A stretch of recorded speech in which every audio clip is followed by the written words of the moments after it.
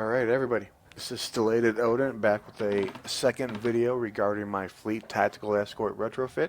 I wanted to go over some of the changes that I have made since the launch of my first video about a month ago. I took a lot of the feedback I got in-game and from a couple of the comments that were left on my YouTube channel regarding suggestions and advice to look for different things with my layout, so that's what I've done. I'm not going to go over my talents. I did that before. If you're interested, they are laid out in my first video. They haven't changed. As well as my bridge officer setup that, again, also has not changed. So getting down to it. 4 weapons. These have changed a bit. I am now using the phaser quad cannons damage times 4. This comes with the Sao Paulo ship that you can buy in the C-store. If you have enough Zen, you can pick that up, and again, you can transfer these onto any Escort Retrofit ship. I replaced my Advanced Fleet Phaser Dual Heavy Cannons. Previously, they were damage times 3 plus accuracy. These are all plus crit hit and damage times 3. I was told that as a PvE player, accuracy isn't something to be really stressed out about. And those people were right. I don't miss, even with the lack of accuracy on my weapons. I'm spec'd into accuracy. So something I would recommend if you're a PvE oriented player like myself, drop the accuracy, get the crit hit.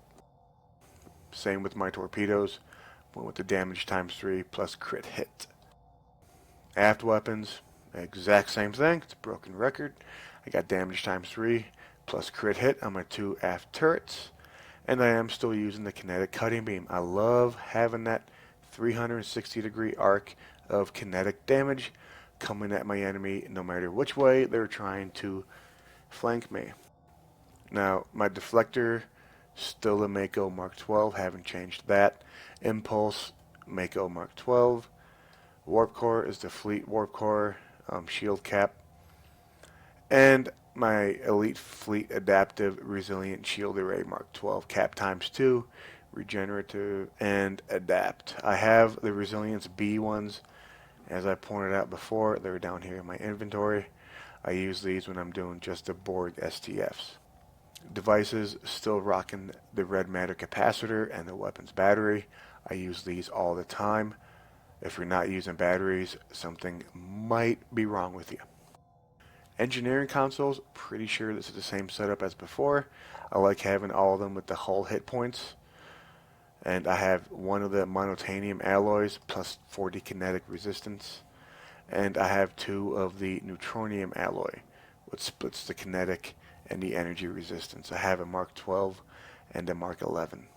Shield consoles, I have the inertial dampeners Mark 11 plus plasma and reduced threat. I do find this very helpful as an escort who is dealing massive amounts of damage. I used to pull threat all the time. I still do occasionally, but having this console has dropped that quite a bit. I also do like having the plasma damage proc to my phaser weapons. That does happen. I do see it. It does pay off. And my second one is, I think, pretty standard across anybody's ship builds. The field generators, having that 18.8% maximum shield capacity is beneficial for any type of ship, no matter what type of officer you are. Tactical consoles I am very happy with, very excited about. I got 2 of them today, the fleet consoles, which I'll show you in a second. But the first 2 I'm going to go over are the same as before, having phaser relay Mark 12 to increase my phaser damage. The one fleet console I bought just today for tactical was the Vulnerability Exploiter Mark 12 plus phasers. Increases my phaser damage by almost 32%, and my crit severity plus 8%. The second one I got was the 27.9% cannon weapon damage increase, and again with the crit severity. One of the things I do plan to do once they are available on my Fleet Spire is to get the ones that increase your critical hit chance. And the last console I have is the assimilated module, which you get from, or at least used to get, from completing, it was either the first or second Borg episode once they become available to you.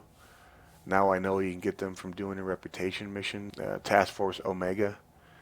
But in any event, I love having the crit chance increase, the severity increase, the 5 weapons power setting, very helpful. Plus, since I'm using that kinetic beam up here, it does give me that 2-set bonus of the Omega weapon amplifier.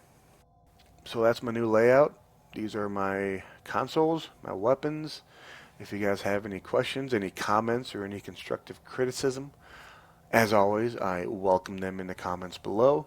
I'm always up for trying new stuff. If you liked the video, give it a thumbs up. And if you feel like subscribing, absolutely go ahead. I do plan to come up with somewhat of a regularly scheduled video regarding Star Trek Online. I'm aiming for doing at least one a week regarding ship builds or talents, things like that. Now, for the rest of the video, it will be some gameplay that I've recorded. So I hope you guys do enjoy it. It's a little more exciting than hearing me talk constantly. So with that, this is Stellated Odin. Again, thank you for watching.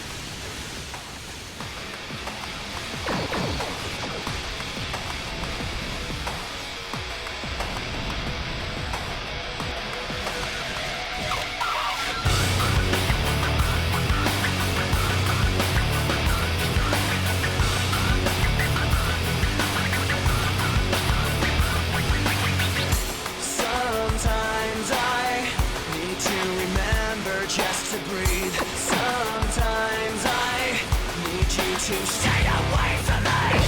Sometimes I'm in disbelief, I didn't know. Somehow I need you to go. Don't stay. Forget our memories, forget our possibilities. What you were changing me into. Just giving myself back and don't stay. Forget our memories, forget our possibilities. Take all your faithlessness with you. Just give me myself back and don't stay.